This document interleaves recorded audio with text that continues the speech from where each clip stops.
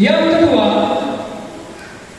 mari perhatikan dengan baik. Wanita yang mengabdi kepada Tuhan dan siang malam beribadah dengan berpuasa dan berdoa.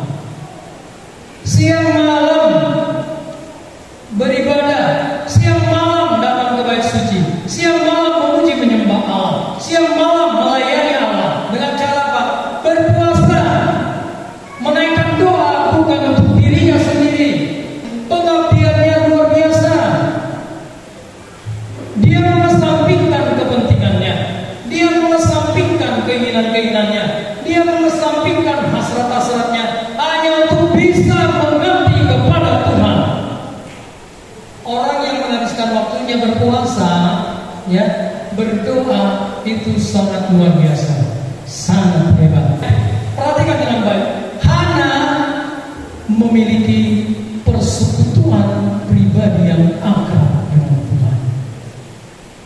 Gak pernah meninggalkan bait suci, melayani Tuhan, dilihat atau tidak dilihat orang, tetap berdoa, tetap menaikkan pujian pengagungan kepada Allah, mendoakan orang-orang lain. Yesus bilang apa? Doakanlah orang yang menganiaya kamu, memfitnah kamu, mencaci kamu. Bagaimana dengan kita? Adakah untuk kita berikan kepada Tuhan untuk kita berdoa bagi orang lain, bagi gereja, bagi bangsa, negara, atau hanya berdoa untuk diri sendiri? Tuhan ingin memakai kita menjadi orang-orang yang luar biasa, tapi seringkali kita nggak mau memberi diri kita, nggak mau dipakai oleh Tuhan. Maunya apa? Kita melakukan sesuatu seperti yang kita inginkan, walaupun itu di gereja sekalipun, di bait Allah. Tapi Hana tidak dicatat apapun selain dia berpuasa, berdoa, beribadah. Jadi yang jelas di sini, fondasi utama daripada Hana untuk mengabdi kepada Allah adalah persekutuan pribadinya. Saat-saat teduhnya dengan Allah, saat-saat teduhnya dengan Allah Tritunggal yang Kudus, itulah yang menjadi fondasi yang kuat, yang mendorong dia dan memberikan hidupnya, mengorbankan apa yang ada padanya untuk melayani Allah, mengabdi kepada Tuhan Allah, mengabdi kepada Kristus. 1 Timotius 5 ayat 3 dan 5. Amin. Amin. Ayo hitungan ketiga, 1, 2 ya. Hormatilah janda-janda yang benar-benar janda, sedangkan seorang janda yang benar-benar janda yang ditinggalkan seorang diri menaruh harapannya kepada Allah dan bertekun dalam permohonan dan doa siang malam. Perhatikan, Hana adalah wanita yang terhormat, wanita yang dimuliakan Tuhan karena pengabdiannya yang luar biasa. Amin. Kriteria yang disampaikan Paulus di 1 Timotius 5 ayat 3 dan 5 ini ada di dalam diri Hana. Dia adalah janda yang dimuliakan Tuhan, janda yang terhormat, yang menjaga dirinya hidup takut akan Tuhan, menaruh meletakkan harapannya kepada Allah dan apa? Bertekun dalam permohonan dan doa siang malam.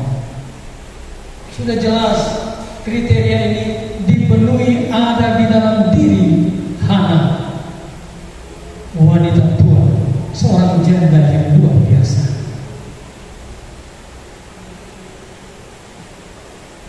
Ini amanah jemaat Tuhan harusnya membuat kita menjadi semangat, mengukur diri kita, sudah berapa banyak, sudah sejauh mana pengabdian kita kepada Tuhan. Makanya saya bilang ini harus menjadi rasa malu yang kudus bagi kita. Saya sangat diberkati.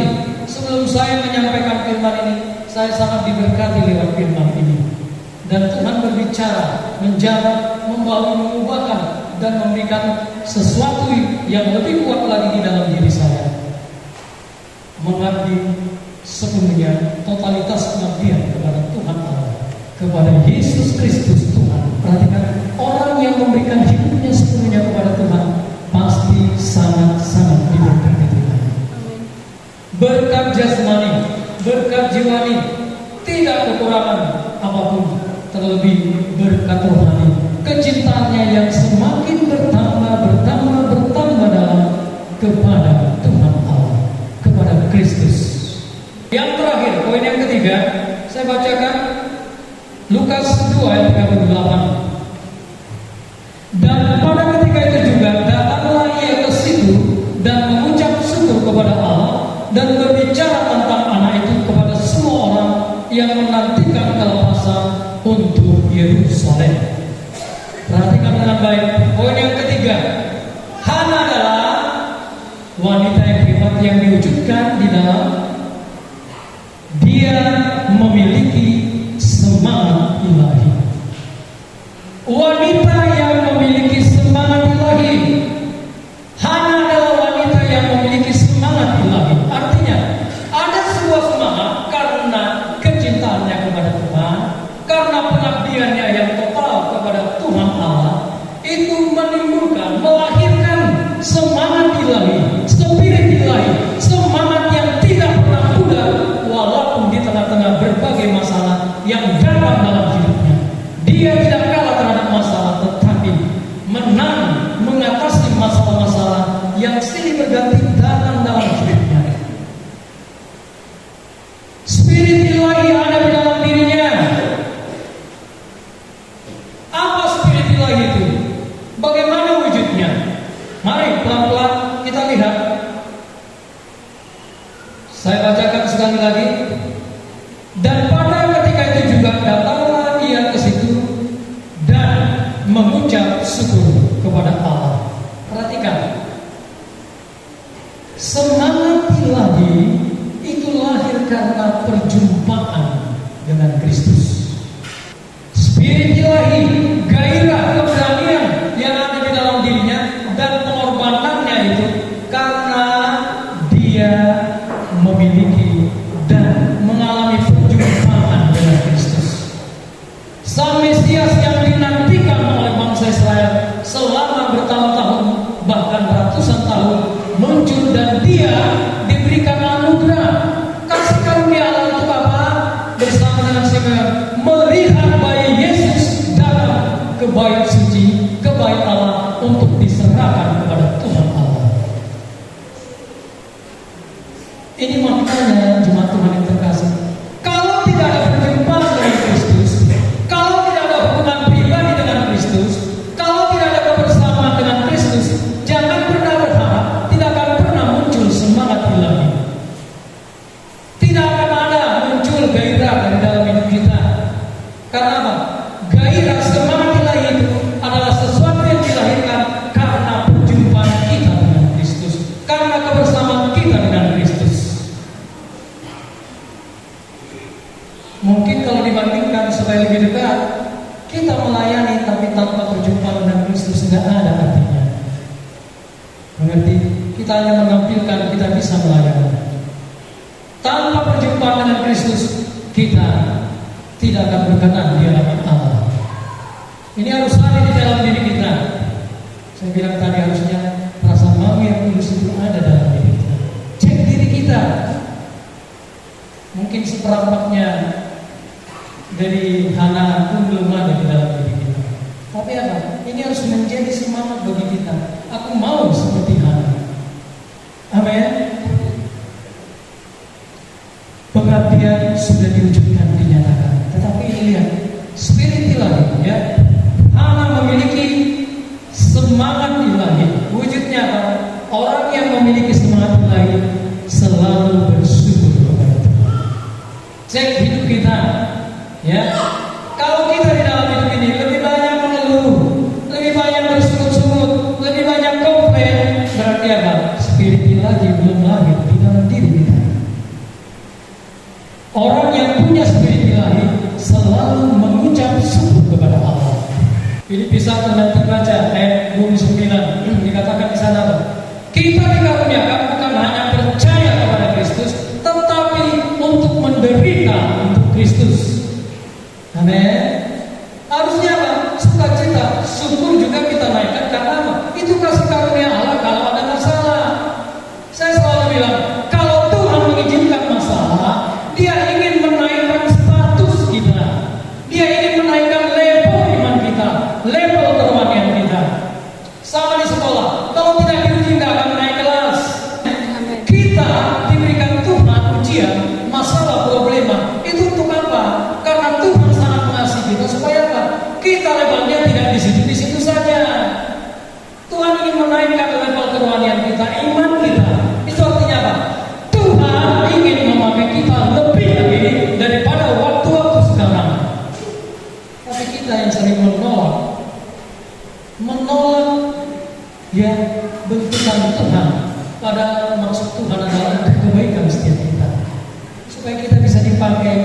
lebih lagi untuk menjadi berkat bagi banyak orang.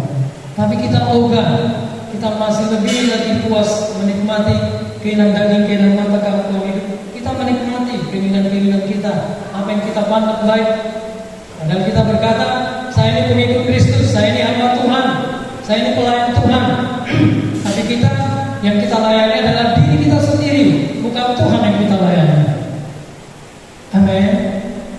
Ya, kalau Tuhan yang kita layani, tetap setia.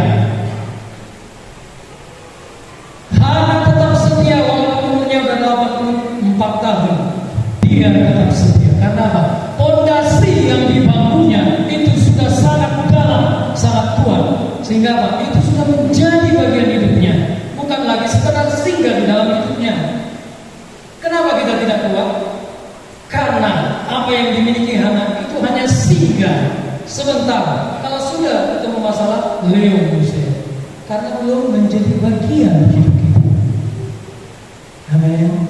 Kalau firman belum menjadi bagian hidup kita, ya, saya bilang mau dari perjanjian lama kejadian sampai Wahyu kita tahu itu tidak berdampak. Tapi kalau firman itu ada, bekerja dan menjadi bagian hidup kita, 1, 2, 3, 4 ayat pun itu bekerja, kita menjadi orang-orang yang sangat kuat. Amin. Sangat luar biasa. Ini yang dicari Tuhan.